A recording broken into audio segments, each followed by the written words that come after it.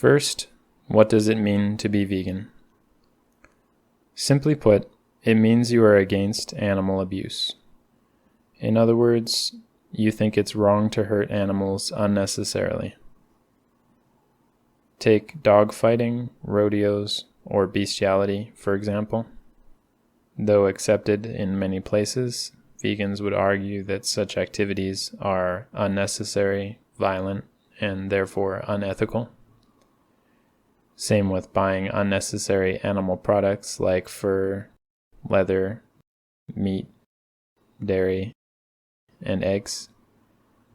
After all, animals get exploited, masturbated, raped and impregnated, shot, shocked, stabbed, suffocated, ground up alive, you name it.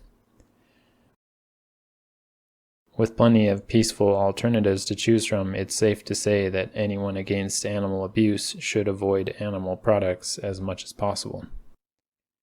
That said, feel free to check out the description for more information, and thanks for watching.